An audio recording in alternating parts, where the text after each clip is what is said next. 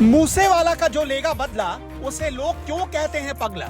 Lawrence Bishnoi का बाप है वो, जो एक बार कहता है करता है वो। थोड़ा सिरफिरा है, थोड़ा जिद्दी है, अकड़ कर चलता है, राठी भाटी दुजाना किसी से नहीं डरता है। दुनिया उसे कहती है दिल्ली का दाऊद। वो कौन है? उसके आने से क्यों शुरू हो गया है भाग बिश्नोई भाग।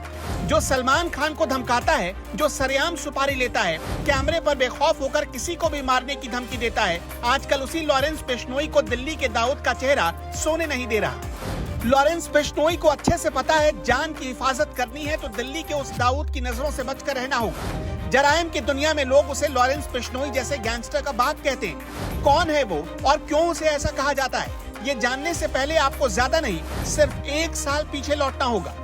पहलवान सुशील कुमार के हाथों दूसरे पहलवान की सांसें छीन ली गई। ये सिर्फ पहलवानी की लड़ाई नहीं थी, ये वर्चस्व की लड़ाई थी।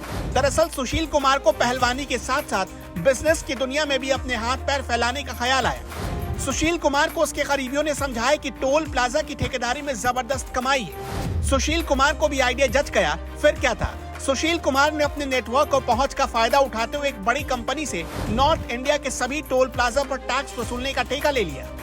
सुशील कुमार को जब नॉर्थ इंडिया के टोल बूथों का ठेका मिला तो काला जठेड़ी समेत कई और गैंगस्टर एक्टिव हो गए और पहलवान से कनेक्शन जोड़ लिया।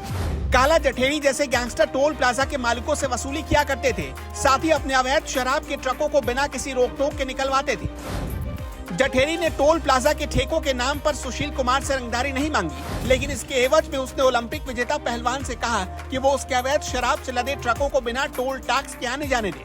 इधर सुशील ने हाँ कहा और उधर दोनों की दोस्ती में नए रंग भरने शुरू हो गए। रिपोर्ट्स बताती हैं कि काला जठेड़ी और सुशील कुमार की दोस्ती का ये सफर सिर्फ टोल प्लाजा तक नहीं रुका। सुशील कुमार खुद काला के बाकी इलीगल कामों में उसकी डायरेक्टली इनडायरेक्टली मदद करने लगा। इनमें से कुछ काम तो बड़ी बड़ी डिस्प्यूटेड प्रॉपर्टी डीलिंग के भी थे और कुछ काम सीधे सीधे एक्सटॉर्शन से जुड़े हुए थे। यहीं से कहानी में एक नए किरदार की एंट्री हुई। नाम नीरज बवाना। दिल्ली के बवाना मोहल्ले में पैदा हुआ, इसलिए जराइम की दुनिया में उसका नाम पड़ गया नीरज बवाना। इधर सुशील कुमार की तरफ से काला जठेड़ी जिन बिजनेसमैन या अवैध प्रॉपर्टी से जुड़े कारोबारियों को पैसे के लिए धमकी देता था, उनके बीच सेटलमेंट की कड़ी बनता था सुशील कुमार का दूसरा खास आदमी नीरज बवाना। जठेड़ी से धमकाए बिजनेसमैन को बवाना के लोग फोन करते और सेटलमेंट का ऑफर करते, जिसके बाद एक लमसम अमाउंट में डील फाइनल हो जाती। लोगों को लगता कि काला जठेड़ी धमका रहा है और नीरज बवाना सुलझा रहा है। हालांकि इस काम में काला जठेड़ी से भी तेज नीरज बवाना बढ़ रहा था।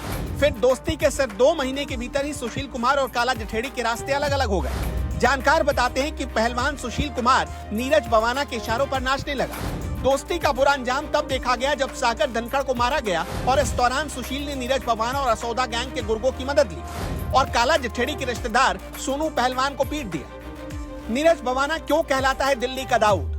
नीरज बवाना के लिए जराइम की दुनिया में आने का मतलब सिर्फ रिस्क नहीं है, बल्कि पैसा, पावर और पॉलिटिक्स भी था। नीरज एक जाट परिवार से है जिसके पिता का नाम है प्रेम सिंह। प्रेम सिंह दिल्ली ट्रांसपोर्ट कॉर्पोरेशन में एक बस कंडक्टर हुआ करते थे। कहते हैं 2004 से छोटी मोटी छिनताई जैसी घटनाओं से शुरू हुआ सिलसिला अब बड़े बड़े सुपारी लेने पर आ चुका है और अब नीरज बवाना लॉरेंस बिश्नोई जैसे गैंगस्टर को आंख दिखा रहा है। साल 2005 में अवैध हथियार रखने के मामले में नीरज बवाना को तिहाड़ जाना पड़ा।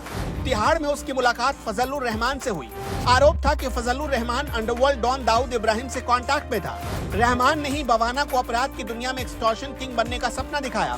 फिर तो बवाना को कोई रोक नहीं पाया। अब वही नीरज बवाना चाहता है कि वो मूसेवाला का बदला पूरा करे। वैसे भी लॉरेंस बिश्नोई और नीरज बवाना के बीच 36 का आंकड़ा है और मूसेवाला की वजह से अब नीरज को मौका मिल गया है।